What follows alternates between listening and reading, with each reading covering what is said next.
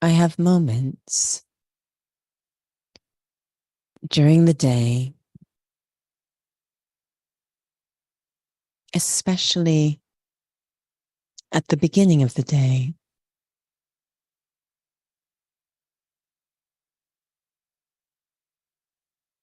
when there is enthusiasm, even determination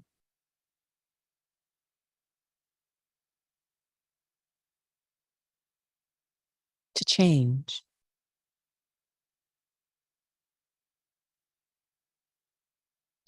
to do that which is most beneficial, most honorable, most elevated.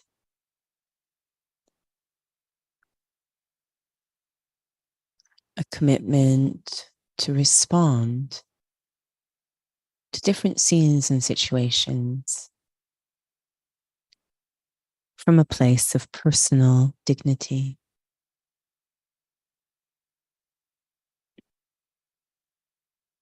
But I notice that determination, that commitment, that enthusiasm may not always remain constant.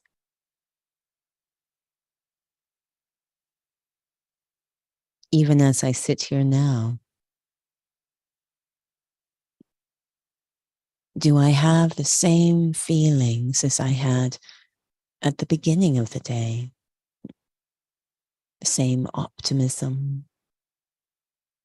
the same focus. What is required from within the self to keep that enthusiasm and determination, commitment at the highest level?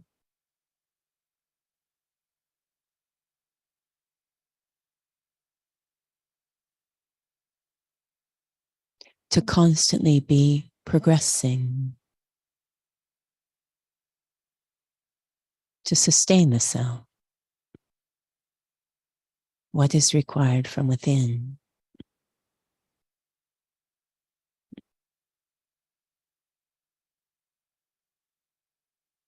Someone used the word care, to be full of care.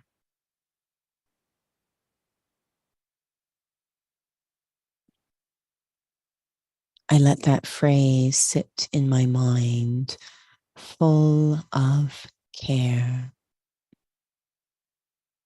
See how it feels.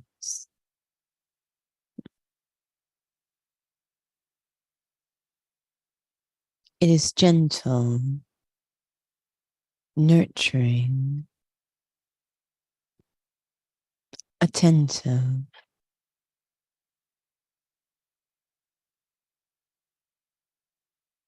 And then I consider the word careful, to be careful. How does that feel as it sits in my mind? Careful. Does it have the same feeling as full of care? They are, after all, really the same. To be careful is to be full of care. I will have to be careful as I go through the day, attentive to where I place my energy, my focus, determined to stick to the point, committed to my own personal growth in every scene, something to learn about the self. This is careful, full of care for the self. Om Shanti.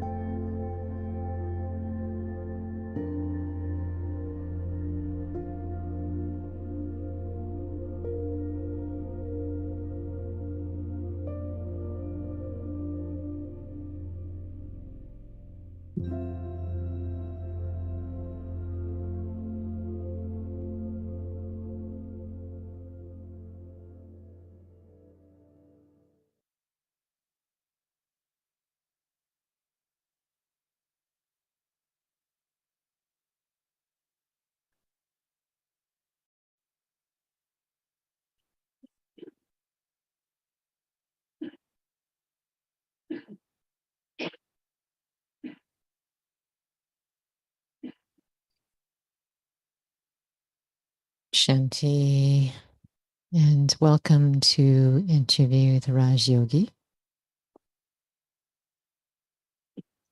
So, tonight's session is sustaining power.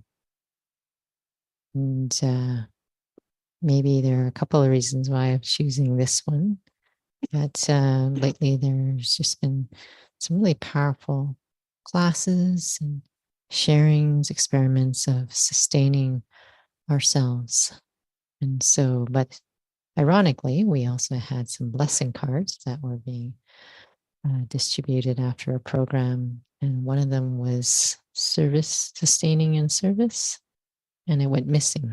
And I found that was quite interesting in terms of sustaining ourselves, what's required for that. And so, just for yourself, Judy, being in this study, what has that been like for you to be able to sustain what you have recognized and discovered in that first day when you heard about Raja Yoga, which I know was very profound for you in terms of soul consciousness and self respect?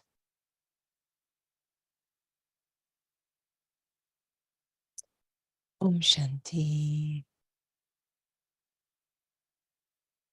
So, a major aspect of Raj Yoga or any journey of self transformation is this idea of personal responsibility. And that's something that seemed very clear to me when the course began, and it really appealed to me because it was so empowering. And part of that personal responsibility was really, it was ultimately going to be in my hands, being able to progress in the study. Lots of resources are provided, but even then it's in my hands how I use those resources. So that was, for me, a huge part of sustaining, was being able to take full benefit from the opportunities available. You know, when we talk about physical sustenance, we think of food. And I know for myself, it was very interesting. I seemed to be in a household where, as children, we all were interested in it and were encouraged to learn how to cook for ourselves as early as possible. I have very frightening images of our oldest, the oldest sibling, being, 6, 7, 8 or something, and cooking breakfast on a gas stove. So that's perhaps quite extreme, but really we were encouraged to be able to sustain ourselves in that very literal way. And that really appealed to me, that we were encouraged to do that. So also in the spiritual study, this idea that it's very fair.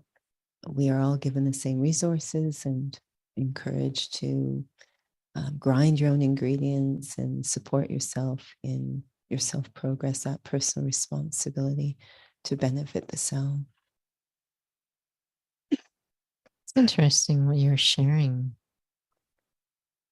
The reason why was making me think about focusing on quality versus quantity is actually a part of sustaining. And maybe we don't necessarily think about that. But there is a phrase that's in the study, and, in terms of just being more efficient, and there is just you're maximizing on the effect of that. That phrase eludes me, and I'm not sure if you know what it is. Greater, yes, that one. Less expenditure, greater glorification. I forgot the first part of that phrase. But sometimes souls may be thinking of sustaining, and it's like push harder and harder. But that really stays with me: less expenditure, greater glorification. But when you were sharing about how I use resources, the how seems to be such an important piece. I suppose at the end of the day, and that's a huge part of less expenditure, greater glorification, that really works the closer you can get to the seed of something. So the idea being that, if I can get to the seed, then I get the whole tree versus trying to get bits and pieces of the tree. That takes a lot of work. But if I can get to the seed of something, I get the whole show, and that's definitely about quality. So at the end of the day, really the seed, there's many ways we could refer to it, but self-mastery or personal dignity, that's a seed. If that's something that really interests the soul, if that can penetrate my heart, the desire for that, then I think that will take care of a lot of what's going on. I'll be very effective in knowing how to use resources and be very essential in what I'm doing and very honest in what I'm doing. So it really comes down to getting the point or the seed of all of this and being very enthusiastic about that. And then I think even if obstacles or challenges come, it won't be laborious because I've got the right foundation. Suddenly it came to mind about, and this is all theoretical to me because I'm not one who ran in races, physically speaking, but just hearing you talk about running in, some of the track and field events that you're in. But I remember hearing also from souls who would race, just having to streamline their alignment and anything just to prevent any resistance, and because otherwise you're using energy. So I was really thinking about that in terms of the how, to be able to actually have energy when, especially when you need it, when resistance comes internally. And again, perhaps when we think of sustaining, we're not really thinking about, I know we can think about that in sort of a physical way, but in terms of energy conservation, um, but mainly to be able to stay focused and to get, the very meaningful attainments for this to actually be something that you will continue on. When it comes to, if we're using the example of running, many go into it, and I think the only ones that would be able to really stay with it because they love to run. And when I run, simply driven by the love to run, it goes quite well. But the moment other forces come in, that's where the resistance comes. So, say competing or being better than someone else or trying to prove something or trying to belong. When these other drives come in, then there's going to be resistance and things will get very difficult. That's the case in anything in life, really, but especially in spiritual study. Again, I have to have the right seed. I have to be driven from the right place. If I'm not, it will not be sustainable. One of the things that's shared in this study of Raj Yoga are the 4 subjects. And the first one is knowledge, second is yoga, experience, remember. The third is character development, character transformation, and the fourth is what we call state service. And it's often mentioned in the study that you need to have a balance. You need to have a balance of remembrance or experimenting and service. And it was really interesting listening to one of the senior students the other evening share that it's actually, we say it's a balance, but ultimately you just focus on self transformation and service is very natural. And I find that really interesting, that you focus, and I wonder if there's even some sort of parallel in physical fitness. But even if there was, it seems like souls find that very challenging because the moment you hear service, you don't have to use the word service. The moment you hear help people, we kind of sort of lose our alignment, or the whole study can really get put aside. So that's really why I suppose it's called the art of sustaining and serving. To master the art, really understand how it works. So I always found interesting, if I'm, say, someone's walking down the street, and so the feet are going left, right, left, right. And what's supposed to happen naturally, without any thought, if everything's healthy in the body, is the arms would swing in opposition. So when my left foot goes forward, my right arm naturally swings forward. It's just the natural way the body works. However, I've watched people, and some, they're walking down the street and their arms don't swing at all, or they swing in a funny way. And it's kind of fascinating because it's really natural for that balance to be there in the operation of the body. Again, if I've got the right alignment. So, it's such a foundation concept in physical movement endeavors that you really have to sort it out yourself and get things very healthy within yourself, or you simply cannot transfer it to someone else. You cannot transfer to someone else what you have not mastered yourself. So first I've got to get, it's just a natural thing. It's, you don't have to, you don't even say that. I don't even really, if someone's saying, oh, you're teaching this class, and it just doesn't even feel natural to me. What I'm going to do is I'm going to go and be in the room with some other people, and I'm going to endeavor to demonstrate and experience what I'm talking about. And they might choose to do the same. That's really what's going on. But if I don't master it first, it's just not natural to expect it in any way to move anyone around me. So again, this is just things about sustaining and sustainability. People get incredibly drained when they think of it, when they try to do it any other way. But when it's, just like the arms and the legs are supposed to move naturally in a certain way, when it all moves naturally together, because I've got the right alignment, the right headspace, then it's really much easier. I do find it really interesting. It seems so obvious in physical fitness.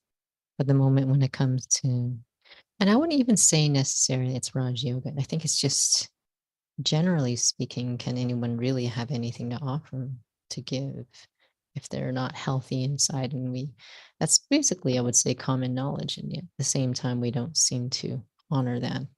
And this connection between sustaining and service is a very powerful connection to make, because we talked about sustenance in another session a couple of years ago. But I find this very interesting in terms of being able to be lined up properly. It's been on my mind so much, something that's really been in terms of taking care of what is my alignment in any action. And oftentimes I wonder if it's just constantly trying to fulfill everyone else's expectations.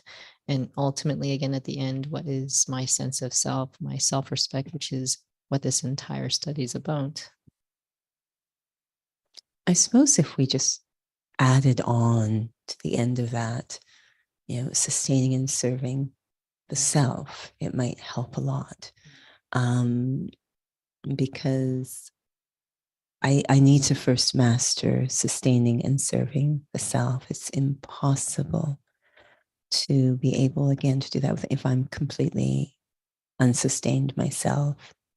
And so we saw that at the beginning of the organization. We saw primarily they were just sustaining and serving the self. And some get concerned that that sounds selfish, but actually it will become selfish if I haven't done that. And this morning I was in a conversation with a team, and it was really lovely because it always starts with sharing between the members. And one of them has, for quite a while now, herself and her partner are both involved in the spiritual practice, and they are longtime students of Raj Yoga, very experienced. But the partner has been quite ill for quite a while. I would say is terminally ill. And so she is having to do a lot of sustaining for him. And we were just chatting how important it is for her to sustain herself. Like they will both go down, actually.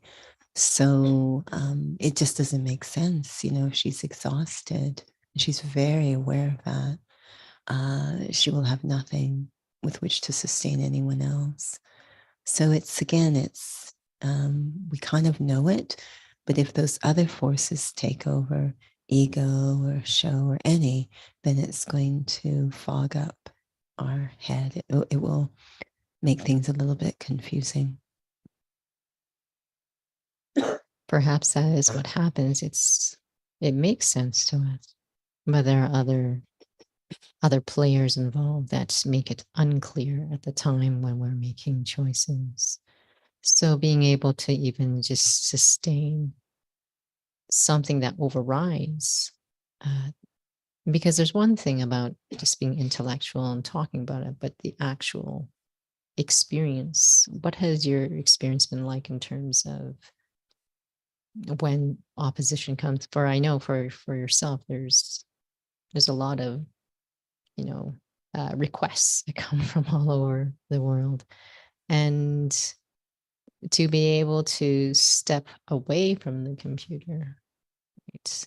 Instead of because that list never ends. And to be honest with you, I hear a lot of souls where I work where they end up leaving their job because it's like that list never ends. So that list just hovers over their head even when they go home, right? And it becomes overwhelming. What has your experience been like? Because it's that list never ends and you get new requests every day. It really, again, depends on the seed. First off, I have to say that everything I get to do, I love to do. So I'm really lucky. So that's a huge sustaining thing for me is this is something I love to do. And when I forget that or disconnect from that, then it becomes very laborious. But something I love to do. And what that actually does is it feeds me in that then I take care in everything I'm doing. I know there always feels like there's a pressure of time, but I really take care in everything I do so that I can stay connected to feed myself, stay connected with the fact that I love to do this. So that's very important. And because I love to do this and I want to do it with care, then I need to make sure there's breaks. Now, I'm very lucky because I still have other things I do away from this, so that take me away, going and doing, if you will, work or whatever, although that feels more like play. So, but it does give me that built-in refresh, but any way that one can step away so that it continues to be, the seed has to still be there that I love. It's not just doing a bunch of stuff. I love to do it. I love, there's 4 components of well-being. The most important, which will help us to navigate through the others, is our spiritual well-being. So the most sustaining thing I do is make sure the beginning of my day is very spiritually rich, because it's the seed. It will give me the compass to navigate through the others. The next is emotional.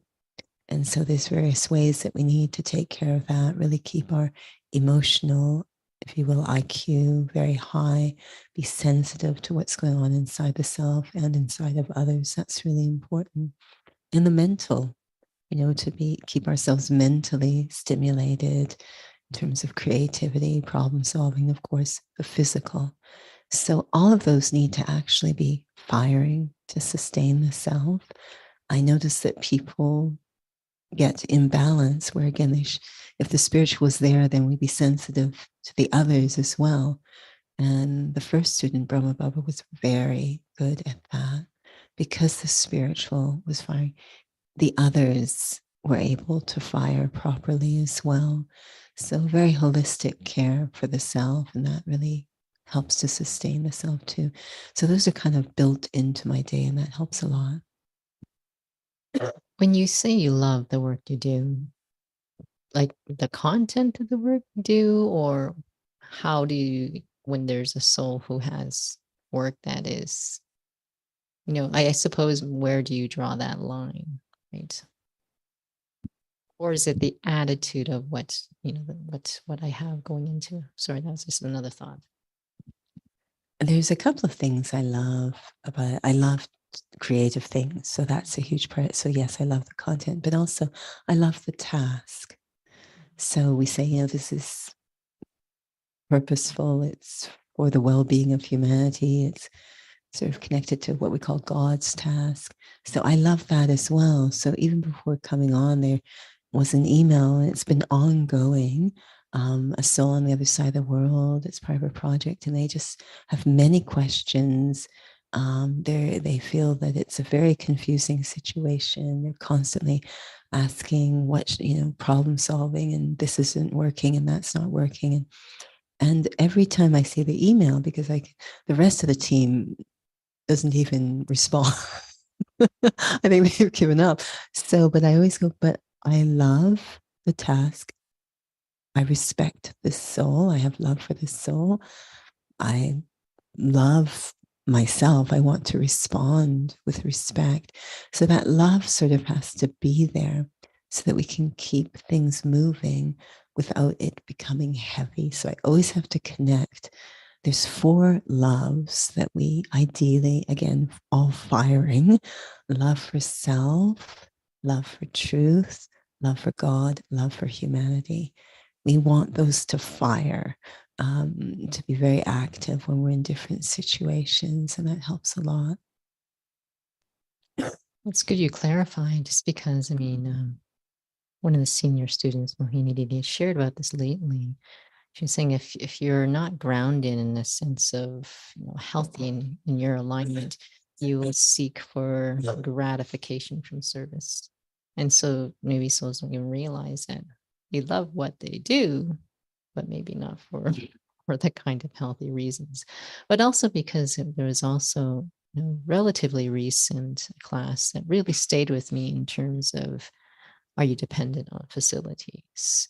Or is it that your focus is that you're trying to deepen soul consciousness and your connection to God, and anything that you're doing is really in service to that? Because there, for some souls, honestly speaking, like, it can be very complicated or technical, and they don't necessarily, that's not really why they're actually in the study. But you know you have to be very creative to love what you do. Or is it that I have to step back and really check my attitude?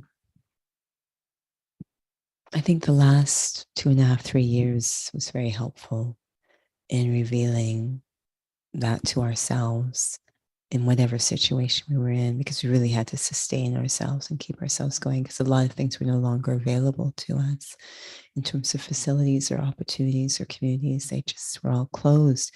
So really, it really revealed to us where we're being driven from the right place. And I found it was actually a small handful, whether we're talking spiritually or physically, that were able to stay at the same level, because it was coming from inside. It was not dependent on anything. It didn't matter, if this was available or that was available. They were able, just that pure love, found ways to keep it going. It was very interesting the last few years. It certainly reminds me, at least for those who are aware, for the students, we do have a bit of a structure in our lifestyle that really helps us. And when what focus you're having inside, you really appreciate that structure. And that's from our personal experience.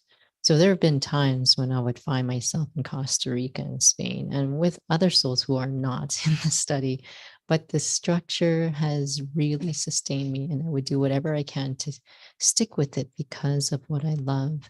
And so I do find that, just one of the things I know I've shared before, perhaps not in this context, that when there's a public program, when we used to have it at the center, my favorite time, I know it sounds kind of anticlimactic, was actually when we put the room back together again. Perhaps because when we're putting the room back together again in the center, it was actually placing all the chairs back into classroom style. And it would always remind me back to the classroom, back to learning. So that really touched me. So it does feel like sustaining and love is really connected. But oftentimes souls hear the word discipline because I feel discipline is part of sustaining. And from what you're sharing about, I know you've shared some examples of just even physical fitness that souls, to sustain themselves, not being able to go to the fitness center. There must be love, must have to be part of the equation. Yeah.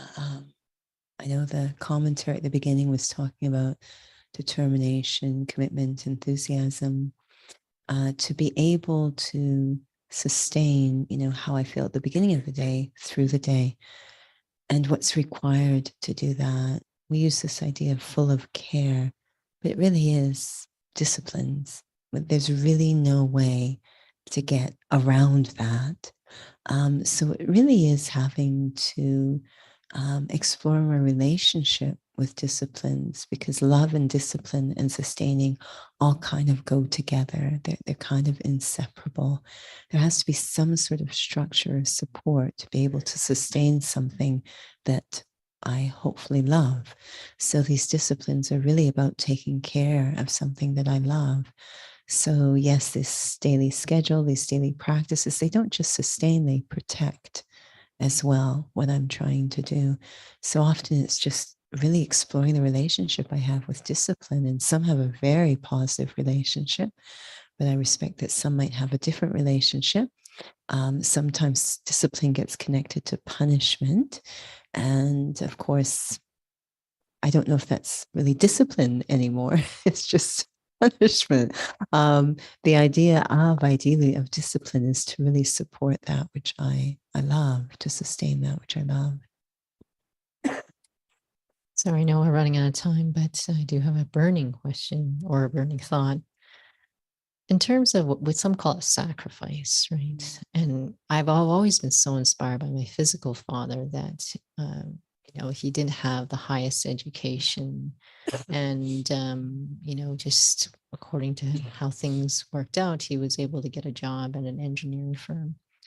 And he actually sacrificed, he wouldn't use that word, but he sacrificed his entire Christmas holidays one season to learn the ins and outs of this very well-known, you know, engineering drafting program. But because of that, he was highly relied on in all the companies that he was working for. And that actually created such a powerful foundation for him.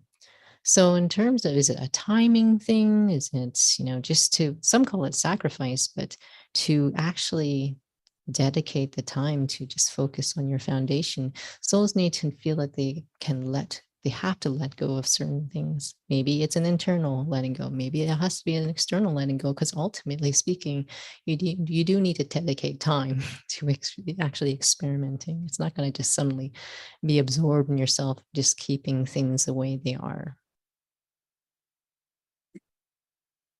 I often wonder if this idea of sacrifice, if it's the one that's connected to the right alignment or healthy, if you will, if it's more something that someone on the outside would use the word sacrifice, but from the one doing it on the inside, it doesn't feel that way. Again, it's back to love. So would I say, some might say, but you sacrifice your sleep in order to have early morning meditation. I've never thought of it that way. Now, someone looking at me might say that's going on, but I've never thought of it that way. Or they might say, oh my God, you have this daily discipline of early morning. Again, yes, I suppose that's what it looks like. But for me, it's like I love early morning meditation. I love the attainments. I love the experience. I love the sustenance, the nourishment of early morning. Is it a sacrifice? I suppose someone looking at it might say it is. Is it a discipline? Yeah, I guess so. But ultimately, it's completely self sustaining. So it really goes back to the seed again. Once you are really awakened to a deep sense of personal dignity, it might really change the feeling towards some of these aspects we're talking about. Thank you. I know we are over time. I have other questions. Well, it's just going to have to wait for another session. So we'll have a little reflection.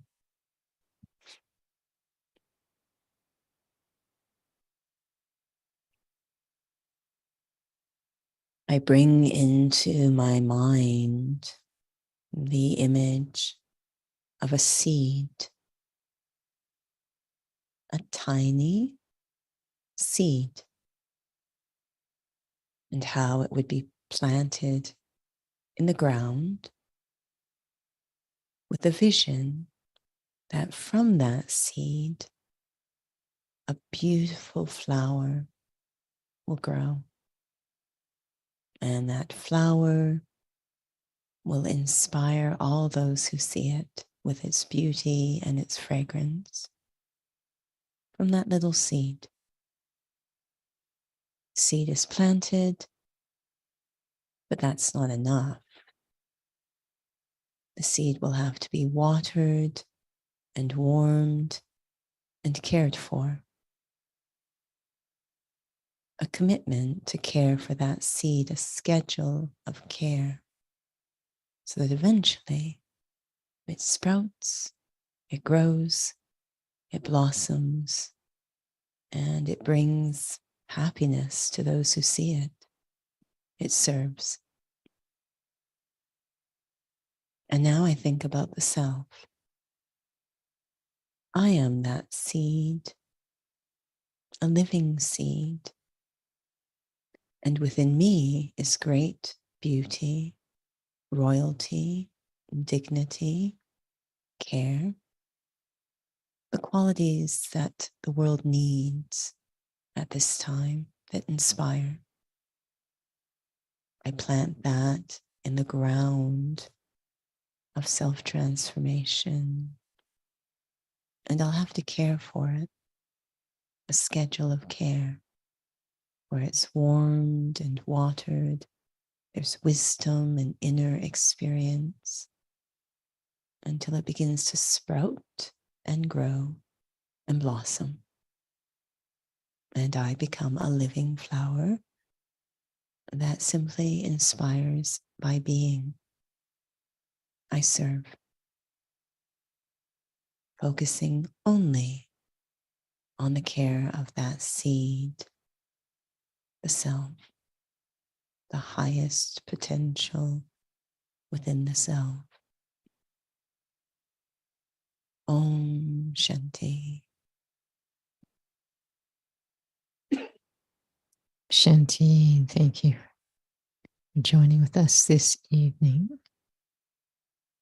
And so, a couple of important save the dates you might want to keep in mind. We have New Year's Eve program.